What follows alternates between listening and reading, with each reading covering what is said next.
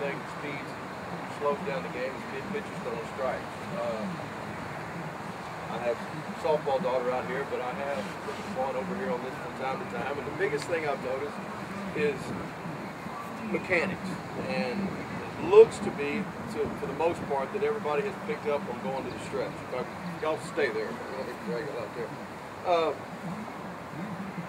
I like the stretch until they're 12, 13, 14, just because it simplifies all the movements of back here, up here, all this, my arms, my legs. I just like to keep it stretched. Before I get ahead of myself, I'd like to talk about grip for a second.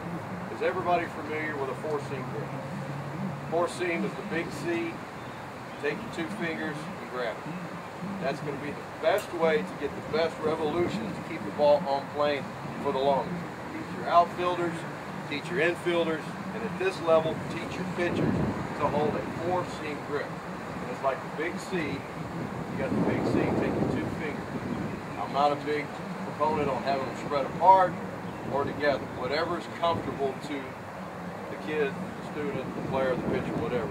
And that's the other thing. You know, keep it fun, keep it simple, because there really are no absolutes.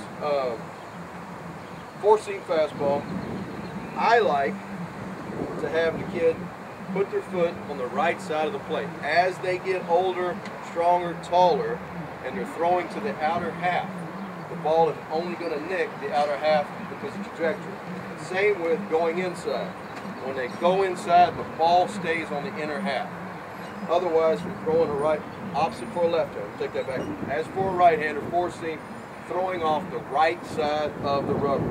Left-hander, I like to see him throw off the left side of the rubber. That being said, we're going to the stretch. Is everybody familiar with the stretch opposed to wind-up? Wind-up is standing there, getting a dress, all of this. What I'd like to do is eliminate all that and go strictly to the stretch. I don't care about ball behind, ball in the grip. Picking up your plate, picking up your sign, coming to a stretch position. From there, everything's eliminated. We're not off balance. We're not leaning towards second base. We're not leaning towards first. We can't complain about the back of the mound falling off. We can simplify it to its easiest term, playing catch with our catcher. Coming stretch. Lift your leg. I always like to see a guy lift his leg just to a balanced point. Imagine a pole going through the top of his head and going out of his butt. Staying tall and gathering himself in a loading position. I don't like to see this. I don't like to see this. Standing tall in a loaded position. Raising his legs to his most comfortable point. When his leg reaches his highest point, I want the ball coming out of the glove. Otherwise, you're going to get this going to the plate and a short arm flying open. You're going to start getting elbow and shoulder problems early on. So, back to stretch. Lifting your leg. When your leg reaches its highest point, I want the ball out of the glove. Ball out of the glove, stepping towards the plate. Not stepping towards third, not opening up. By opening up, you're going to put strain on this shoulder. By staying closed and throwing across your body, you're going to put strain on your elbow. So, this is something that is very easily done with the parents. Pick up your target, playing catch with your son, your daughter, lift your leg, point at me, play catch, four seams. That being said, lift your leg, ball out of your mitt, stepping towards the target. I like to keep the front shoulder closed as they get older for deception.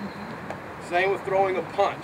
If you were to walk up to somebody and throw a punch, you wouldn't swing at them like this. You would keep your front shoulder closed and come around. For deception, they won't pick the ball up, and you can hide the ball for that much longer, and it's better for the child's arm.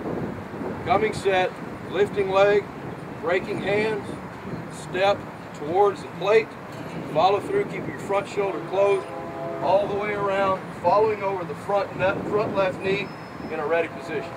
You've seen about all these bats, aluminum bats, this, that, and the other, this, that, and the other. There won't be anybody hitting the mouth or hitting the chest if they're in a ready position. Because believe it or not, but when you're falling off the mound and you're like this, you are going to get hit here. And you're falling off the mountain this way and coming around, you will get hit in the side of the face. But if you're stepping towards the plate, finishing over your front knee in a ready position, you're ready for anything. Question. Am I going too fast? I got a good question. Ask. Your front knee, does your front knee stay stiff, or is it going to be bent so that your body can get over? There is something on the kid. You got a kid that's 6'2", he throws off a stiff front knee, and that's his mechanism. Don't change it. You get somebody my size, I would say keep that front knee bent so he can continue to extend. Some guys are going to be this tall, they're going to be a God-gifted golden arm. That, to me, is not a big deal. What I don't want is to them land and recoil back, because that will develop arm troubles. I would like for them to finish over that front knee. Whether it's stiff or whether it's bent, I truly don't care. That does not have a problem. But you want them to finish over and not finish and recoil back. Question? How about grips for smaller hands? Absolutely. Still stay with the two-seam fastball. Still see as kids get bigger. There's many schools of thought. I would like to not see a kid before 10 or 11 throwing curveballs. My personal opinion. If I had a son, he was 10 or 11, he wouldn't be throwing curveballs. What I would suggest is a changeup. Changeup being, and you don't even have to call it a changeup to the child, I'd say, think of a three-fingered fastball. This is your fastball, your two power pitches. Take the index finger off, grab it with 3 fingers, and play catch. Play catch, play catch, play catch, play catch. When kids think of a changeup, they think of getting right here and just slowing everything up. As a hitter, you see somebody slow up their arm, you're going to go load back, he's changing speeds. But if he's taking his power finger off the ball, throwing with 3, he cannot throw it fast. But to get it all the way to the plate, he's got to throw it with some velocity. Since you're taking your power finger off, the ball's doing nothing but go up there and die. That's what I'd like to see. If you have a hard-headed parent who said, my son has to throw a curveball, the only way to win in this league, think of a football. Everybody's played catch with a football. Grab it like a football. And play catch with your son, your pitcher, whoever. Just like a football. What you don't want to have is those fingers get on top. When the fingers start to rotate on top, everybody can feel it in their elbow. When you take this, you play catch with a football, you start doing this, you feel the strain in the elbow. That's where the pain and the strain is going to come if you have bad mechanics of doing this. You get tendonitis, you get the ulnar nerve, you get the golf ball in the elbow, on and on and on and on and on. So, as far as grip goes, on a curveball, I would have them throw it like a football. Same with the big seam, the 4-seam. Grab it like a football, follow through. Follow through. Just keep the knuckles from getting up here. Keep it open. The ball's going to have the same tight spin and will go up there and die. You get the same gist for that age. Anybody 12, 13, 14 would like for me to cover the windup? I'll more than gladly cover it. That's the biggest thing I've noticed. I've seen some younger kids throwing in the windup, which they don't need to be.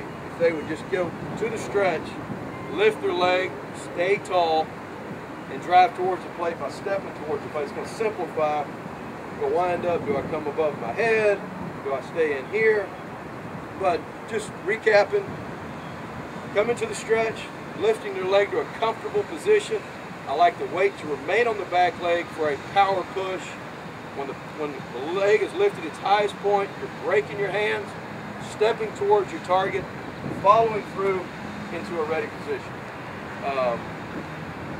The reason for breaking of the hands is because when you've lifted your leg, you have your ball still in the glove, and you start towards the plate, what I call a drift.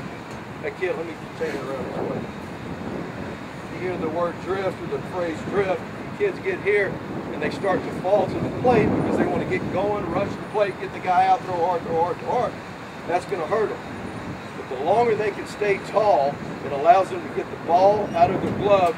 That way they can get a full range of motion. Imagine an outfielder picking up the ball and throwing from here. It's not going to go anywhere. But if the outfielder picks it up, throw hop, full arm extension, you want basically the same thing of a pitcher.